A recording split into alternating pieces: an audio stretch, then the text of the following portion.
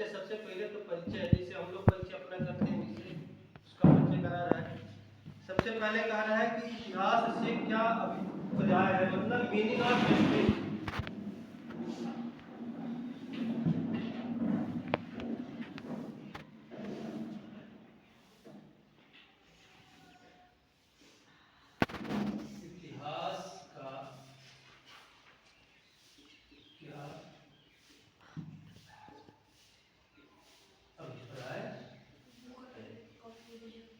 क्या ऐसे कह सकते हैं कि इतिहास क्या है, इस तरीके से भी कह सकते हैं इतिहास क्या। तो आप लोग इंटर में भी पढ़ेंगे इतिहास क्या है। तो सबसे पहले तो इतिहास का अर्थ समझ लीजिए कि इतिहास क्या है, ठीक है ना। इति धन धन इति माने ऐसा, हा माने जैसा, ऐसा जैसा कि पहले घटित हो चुका, ऐसा जैसा कि पहले घटित हो चुका, ऐसा जैसा कि पहले घटित हो चुका। इतिहास का मतलब होता है ऐसी घटना जो पहले घटित हो चुकी है, वही इतिहास है, ठीक है ना। मतलब कि पूर्व काल में, पूर्व काल में घटित घटनाओं को हम इतिहास कहते हैं। जो घटनाएं पहले से घटित हो चुकी हो, वर्तमान में जो चल रहा हो वो इतिहास नहीं होगा, जो पहले से हो चुकी है वही इतिहास होगा। इतिहास का सीधा सीधा मतलब यही होता है, ऐसा जैसा कि पहले घटित हो चुका है।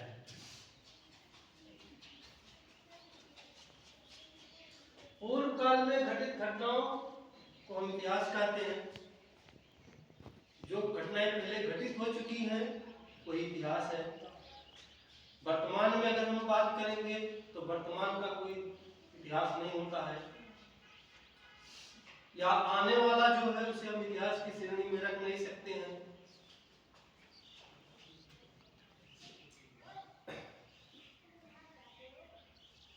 अब कह रहा है कि वर्तमान के परिप्रेक्ष्य में अतीत का हुआ अध्ययन, वर्तमान के परिप्रेक्ष्य में अतीत का हुआ अध्ययन, अतीत का मतलब जो बीता हुआ समय उसका अध्ययन कर रहा है। अध्ययन जो हमारे वर्तमान को सुधार कर एक स्वर्णिम भविष्य की आधारशिला रखे, वह इतिहास है। अतीत का वर्तमान परिप्रेक्ष्य में मतलब जो इस समय चल रहा है उस समय, लेकिन किसका अध्ययन करना है, अतीत काल में घटित घटनाएं जो हमारे वर्तमान को सुधार करके एक स्वर्णिम आधारशिला रख सके।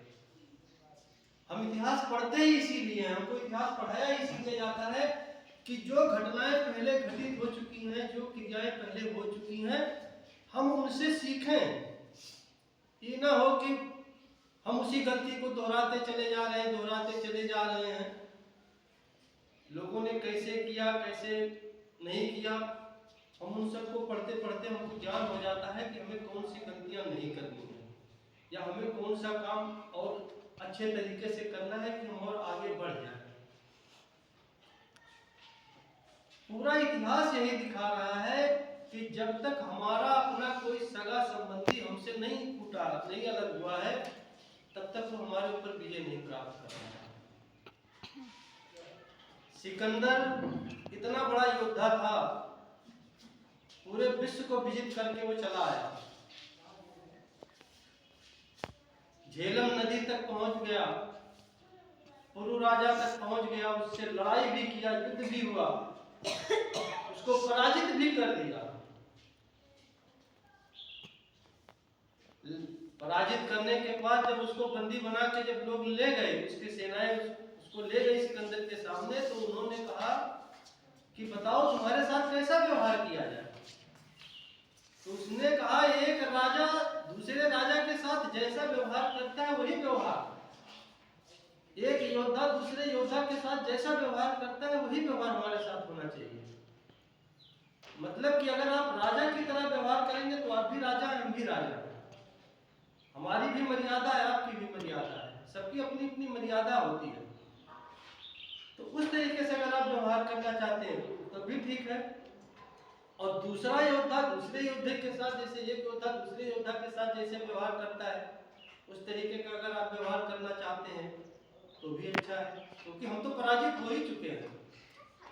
उसका उत्तर सुन करके सिकंदर बहुत खुश हुआ, उसने कहा ठीक है छोड़ो इसको। लेकिन जब बात आई कि अब उससे और झेलम नदी से और पूरब चलना चाहिए, भारत के बारे में उसने सुन रखा था, यहाँ की समृद्धि के बारे में, यहाँ की उन्नति के बारे में सुन रखा था, उसके मन में लालसा थी कि हमें अभी और आगे बढ़ना है। लेकिन उसकी सेनाओं ने भी सुन रखा था कि यहाँ पर मगध में नंदवंश का शासन है और उसके पास बहुत विशाल सेना है, और उस विशाल सेना से हम मुकाबला नहीं कर सकते हैं, उसके पास इतनी हाथी है, इतने घोड़े हैं कि उसके पैरों के तले हम कुचल दिए जाएंगे।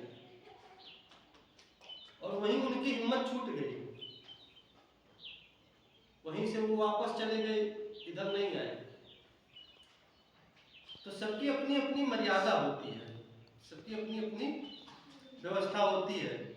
और यदि यही फूट होता,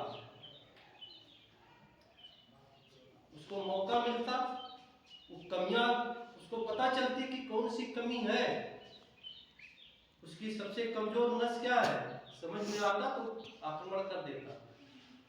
जैसे मोहम्मद गोरी आया नहीं, लाया गया।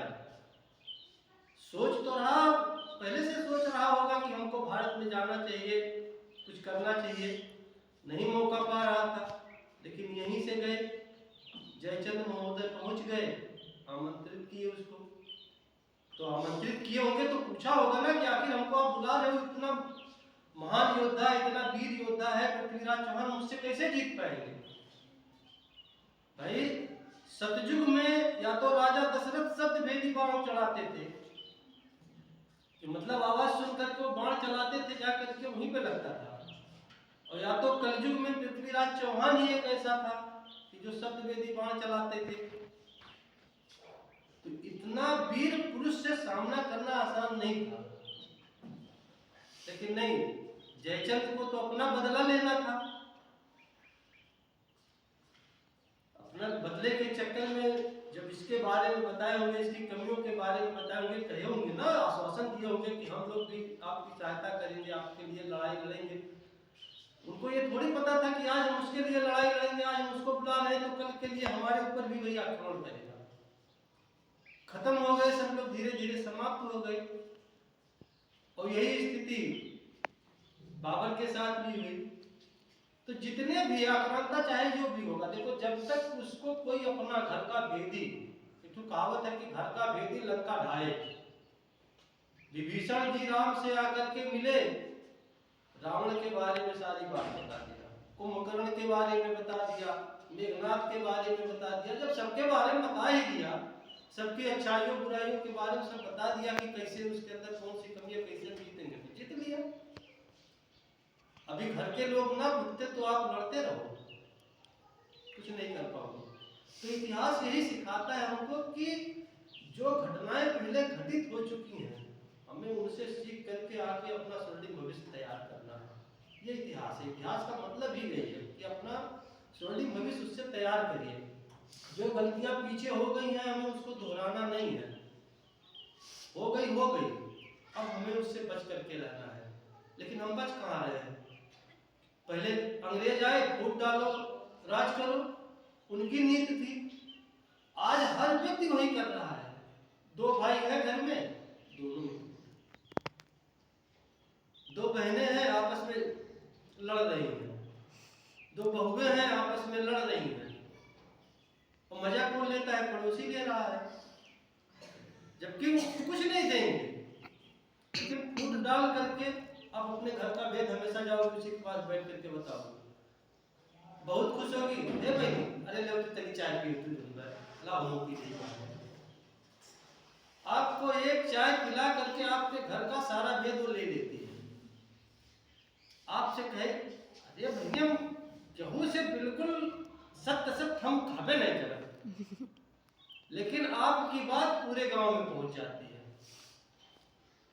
हमें बच करके रहना चाहिए। कब हर व्यक्ति के अंदर अच्छाइयाँ होती है, बुराइयाँ होती हैं, सबके अंदर एक समान पांचों उंगलियां हमारे हाथ में नहीं है। सभी आदमी, कोई छोटा है बड़ा है, सब जब भगवान ने ही हमको तरह तरह से बनाया है तो सबके अंदर कुछ ना कुछ कमियां हैं, कुछ ना कुछ अच्छाइयाँ हैं। हमें उसको एक्सेप्ट करना चाहिए। नहीं करते हैं और नहीं करते हैं तो उसका लाभ हमारा पड़ोसी लेता है, हमारे दुश्मन लेते हैं, जो शत्रु है वो लेते हैं। आगे कहा रहा है इतिहास में काल, काल का मतलब समय, व्यक्ति, कौन से व्यक्ति के बारे में वर्णन किया गया है। स्थान, स्थान कौन सा रहा है, जैसे मान लीजिए कोई युद्ध हुआ, जैसे बाबर और इब्राहिम लोदी का युद्ध हुआ, तो बाबर और इब्राहिम लोदी दोनों महत्वपूर्ण है, ठीक है ना। कौन सा समय रहा है, 1526 ईस्वी में, समय पता चल गया 1526 ईस्वी में। व्यक्ति कौन से हैं, बाबर उधर से है, इधर से लोदी वंश का शासक रहा है, इब्राहिम लोदी रहा है। स्थान कहाँ है, पानीपत। घटना क्या हुआ, दोनों में युद्ध हो गया। अब दोनों में युद्ध हुआ, विजयी कौन हुआ, उसका परिणाम क्या निकला, उससे आगे क्या हुआ, इन सब चीजों का बड़ा महत्व होता है। 4 चीजों का। कौन कौन सी चीजों का? सबसे पहले कहा रहा है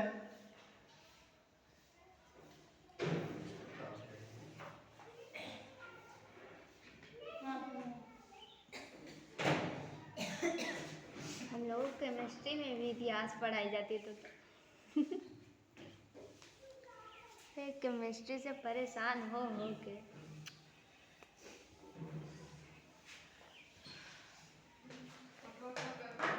11th में तो पूरी इतिहास है केमिस्ट्री में। इसको पढ़ो ये फेल, उसको पढ़ो वो फेल, उसको पढ़ो ये फेल। 4 बातों का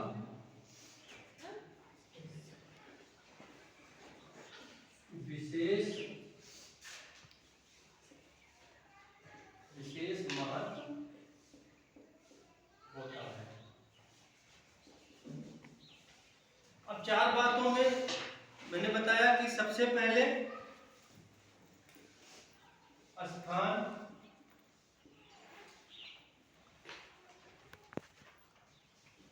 नंबर 2 व्यक्ति, पहले के काल है, समय है ना, काल, काल का मतलब समय। उसके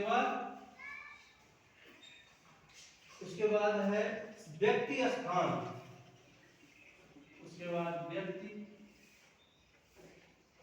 उसके बाद स्थान, उसके बाद घटनाएं।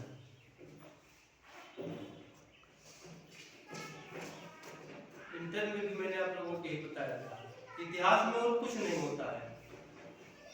काल, व्यक्ति, स्थान और घटनाएं, अगर ये 4 चीजें इतिहास में आपको याद है तो इतिहास आपका तैयार है। और गलती हम यही करते हैं, 4 पन्ने का पूरा पोथा भर लेते हैं, कहते हैं सर जी बहुत लिखे हैं, नंबर में हमारा पता नहीं कैसे, तो नंबर कैसे आएगा? अरे पूछ कुछ रहा है लिख करके, आप कुछ आए हैं, पूछ रहा है कि मुगल वंश की स्थापना किसने की है, तो आप लिख करके सल्तनत का चले आ रहे हैं। अब एग्जामिनर ढूंढ रहा है कि भैया इसमें मुगल वंश कहीं दिख ही नहीं रहा है, इसमें बाबर होना चाहिए, तो इसमें गोरी कहाँ घूम रहे हैं, ठीक है ना।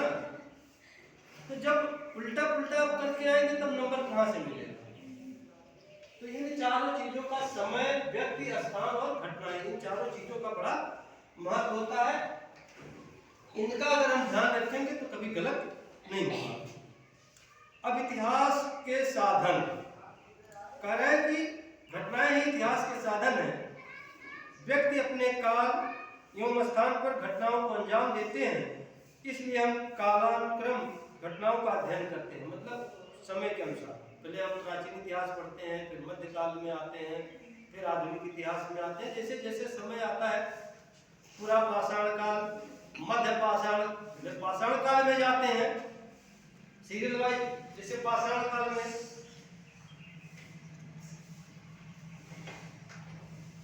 अब पाषाण काल को 3 भागों में बांट दिया गया अपने सुविधा की दृष्टि से।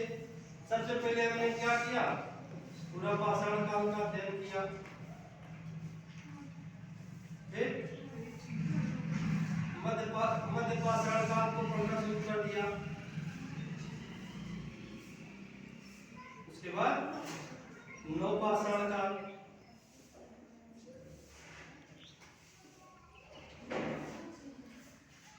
अब सीरियल में जमा रहे ताम्रकाल, नवकाल, फिर वैदिक काल, पूर्व वैदिक काल, उत्तर वैदिक काल।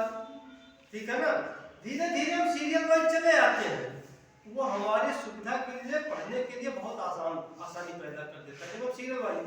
अब हम किसी दिन पढ़ रहे हैं, पहले आज अकबर के पढ़ ली, तो आज आप अकबर को पढ़ेंगे तो कल कहेंगे कि लाओ चंद्रगुप्त मौर्य को पढ़ लें। फिर कहेंगे ना ना ना ना अभी मजा नहीं, अभी पहले तो हमको जाना है उधर अशोक को पढ़ना है भाई। अब लेकिन जब आप ऊपर से पढ़ते हुए चले जाएंगे, जब इधर से पढ़ते जाएंगे पूरा पाषाण काल, मध्य पाषाण काल, पहले इधर से जब पढ़ते हुए नीचे तक आएंगे, सीरियल वाइज आएंगे, तो अब गिनती कोई ऐसे थोड़ी पढ़ेगा कि 10, 9, 12, 15, 19। अब एक से पढ़ते जाएंगे तब ना 100 तक पढ़ेंगे आराम से। तो इतिहास भी यही है। अब कह रहे हैं कि जब घटनाओं को समझने में क्या, क्यों, कैसे और कहां, कब, कहां, कैसे और क्यों,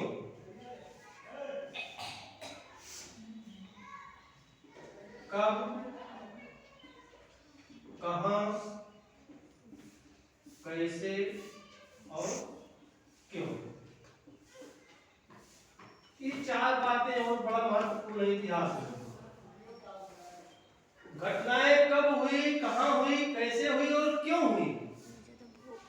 घटनाएं कब हुई, कहां हुई, कैसे हुई और क्यों हुई, ये 4 चीजें बड़ा मायने रखती हैं। तो कब का मतलब समय, कहां स्थान, कैसे हुआ, घटना कैसे घटित हुई और क्यों।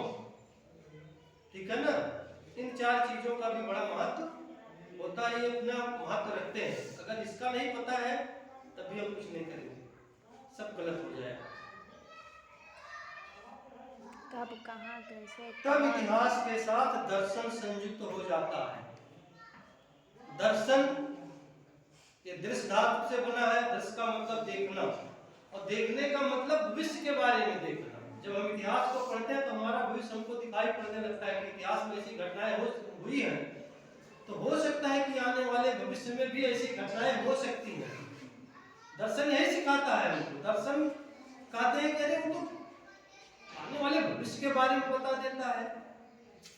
ज्योतिष जो होते हैं, अब आप लोग ज्योतिष को मानते नहीं हैं, ज्योतिष विद्या को, लेकिन ज्योतिष क्या करता है, वो ज्योतिष विद्या होती है, एक ऐसी गणितीय विद्या है कि वो पूरा आपका पूरा भाग सब बैठा करके आने वाली आपके भविष्य में घटित घटनाओं का वर्णन कर देता है।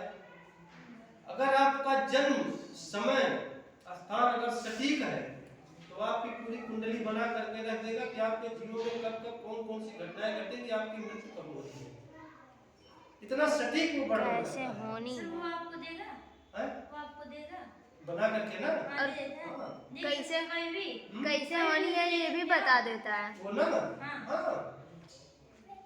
किसी का बना तो है अपने यहाँ, जिसका बनवाए थे तो विदा हो गई थी, इसीलिए बनवाए नहीं उसका जो बनवाए थे, इसका बनवाए अंतिमा ये का। जो चौथे नंबर वाली जो लड़की पैदा हुई थी उसका बनवाए थे।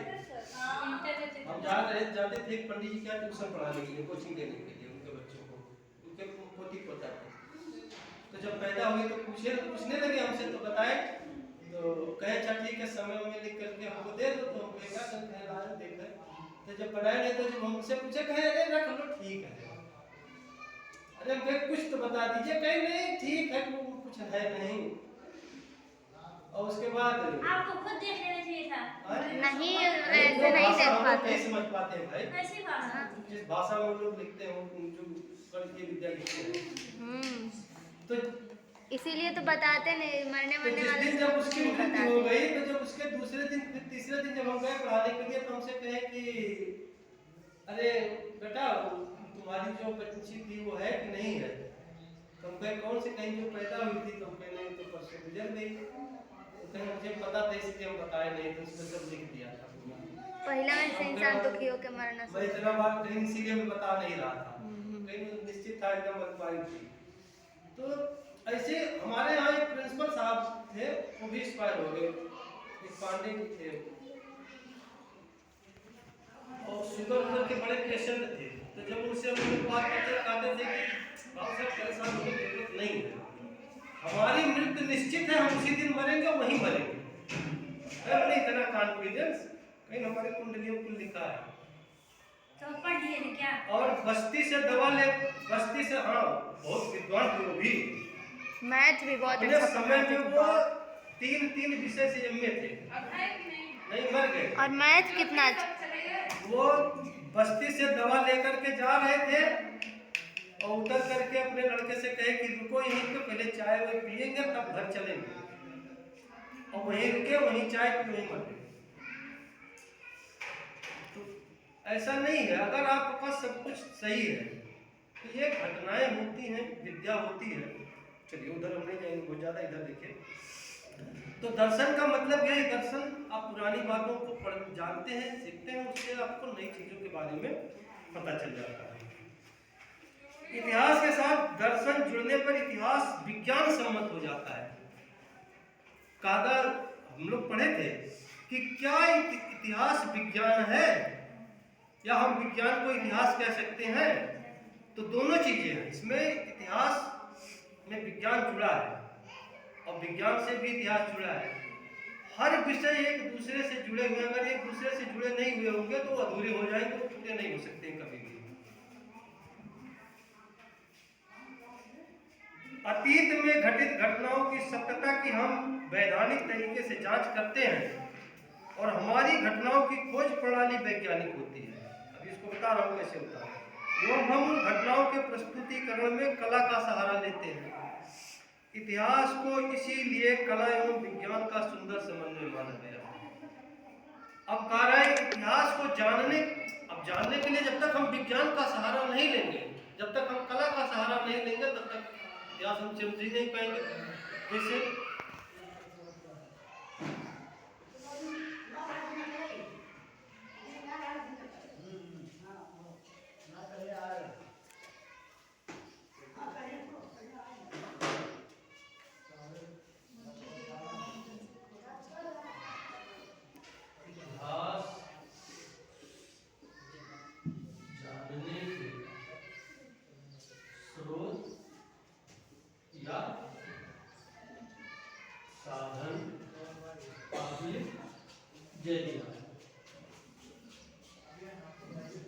इतिहास जानना है तो कैसे जानना है, उसके बारे में हमको पता होना चाहिए, ठीक है ना। तो सबसे पहले अगर हम इतिहास को जानेंगे तो हमारे लिए वेद, पुराण दूसरे नंबर पर है,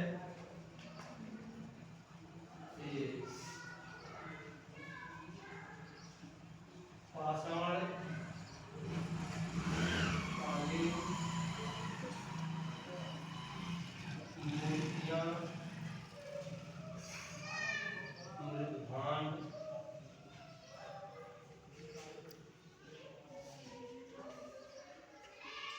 लेख,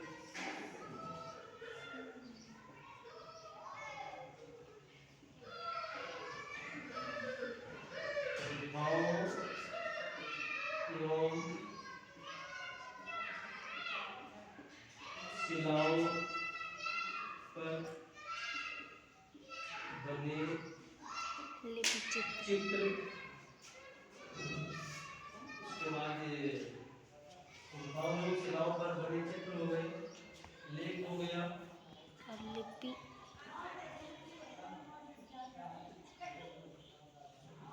ताम्रपत्र,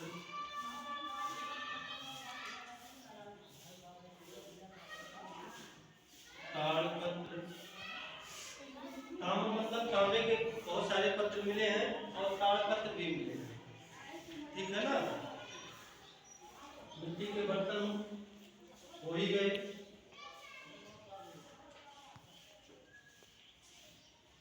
और अस्थियां,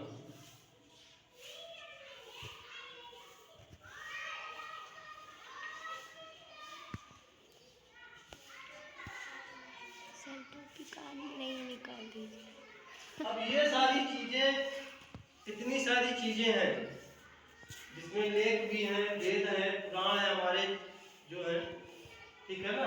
पाषाण कालीन मूर्तियां हैं, मृदघाट है, लेख है, गुफाओं शिलाओं पर बने चित्र हैं, ताम्रपत्र हैं, ताड़पत्र हैं। नंबर 4 पर गुफाओं लिखे हैं। हाँ ये गुफा है। गुफाओं शिलाओं पर बने चित्र, ताम्रपत्र हैं, ताड़पत्र हैं, अस्थियां हैं। अब अस्थियों में जानवरों की भी अस्थियां हैं, मनुष्यों की भी अस्थियां हैं, लेकिन अब इसको जानने के लिए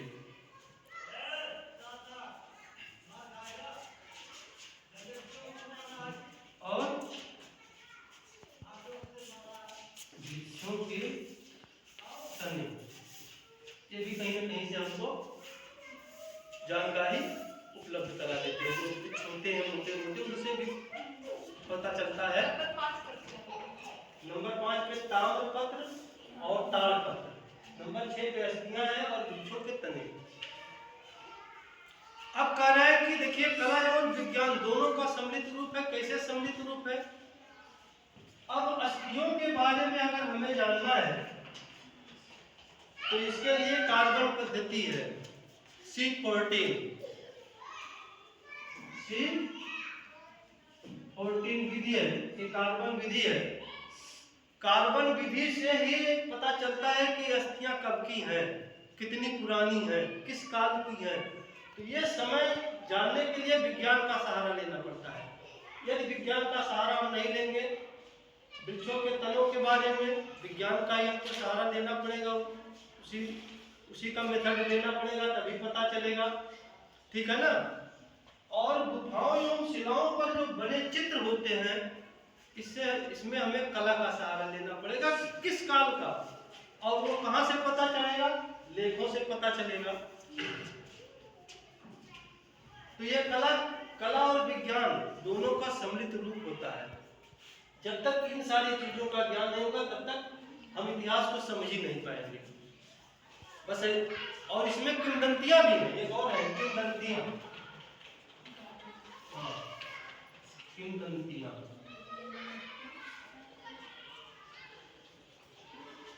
किंवदंतियां मतलब होता है कहावतें।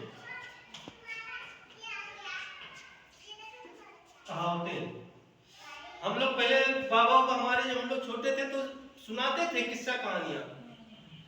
चंद्रगुप्त मौर्य के बारे में जानते नहीं थे, पढ़े नहीं थे, अब वो भी कहीं से सुने रहे होंगे। चंद्रगुप्त विक्रमादित्य के बारे में बता दिए थे कि ऐसे इतने न्यायप्रिय शासक थे, तो उनका सिंहासन ऐसे था, तो लेकर के परी आती थी, सब लेकर के उड़ गई, तो ऐसे हुआ है। उनको ही तो उन्होंने भी सुना रहा, पढ़े तो थे नहीं, स्कूल गए नहीं, लेकिन एक दूसरे से सुनते चले आए। कभी महाभारत के बारे में नहीं पढ़ा, रामायण की किताब नहीं पढ़ी, लेकिन ये पता था। अभी आप अपने घर पे पूछो कि बड़े बुजुर्गों से, पढ़े नहीं है, बिल्कुल किताब नहीं को भी रामायण आती है, लेकिन अभी पूछ लोगे इस्लाम के बारे में, मोहम्मद साहब के बारे में भी जब पूछोगे ना तो तुमसे ज्यादा बताएंगे। कैसे बताएंगे? क्योंकि उन्होंने सुना है अपने पूर्वजों से, उनको पता है। जैसे गलत करोगी तुरंत तो टोक देंगे, यही पढ़िए किताब में, कहाँ पढ़िए, किसने बताया है? ऐसे नहीं, वो ऐसे। तो किंवदंतियां भी एक सहारा होती है। हम सुन करके इतिहास के बारे में जानते हैं, पढ़े नहीं है लेकिन ये पता है एक तो आई लाल से चल के आ रहा है, ऐसे है वैसे है। तो हम लोग जब बाबा के पास, अब तो न बाबा दादी के पास समय, ना हमारे पास समय है। हम तो मोबाइल में जैसे गए, बच्चे पहुंचे नहीं तो मोबाइल में खो गए, और दादा दादी अपने में मस्त है। और पहले नाना नानी दादा दादी जो घर के बड़े बुजुर्ग होते थे, सब ऐसे बैठा करके एक दूसरे को सब बताते थे, समझाते थे। तो ये हो गया। अब फिर इसमें कह रहा है, जब हम इतिहास की बात करते हैं, विशेष करके प्राचीन भारतीय इतिहास की, तो इसमें हमारी प्राचीन भारतीय संस्कृति एवं परंपरा का विशेष महत्व है। भारत एक प्राचीन समृद्ध सांस्कृतिक परंपरा का प्रतिनिधित्व करता है। भारतीय सांस्कृतिक परंपरा में नैतिक मूल्यों की बहुलता है। कितना 26? नैतिक मूल्यों की बहुलता ने ही प्राचीन भारतीय सांस्कृतिक परंपरा को गौरवशाली बनाया है। प्राचीन भारतीय वाङ्मय भाषा में अंतर्निहित सांस्कृतिक मूल्य हमारी महत्वपूर्ण धरोहर है। ये भाषा ही हमारी है जो सबसे महत्वपूर्ण धरोहर है। इसका सृजन हम करते हुए चले आए हैं। नैतिकता पर बहुत ध्यान दिए, सांस्कृतिक विरासत हम सहेजते हुए चले आए। हमारे दादा हैं, दादी हैं, बाबा हैं, बड़े बुजुर्ग हैं, मामा है, नाना है, नानी है, ठीक है ना। हमें इनका सम्मान करना चाहिए, हमें इनको ऐसे मानना चाहिए, ऐसे करना चाहिए। तो ये सब हम अपने बच्चों में ज्ञान देते हुए चले आए हैं और धरोहर के रूप में इसको सहेजते चले आए हैं।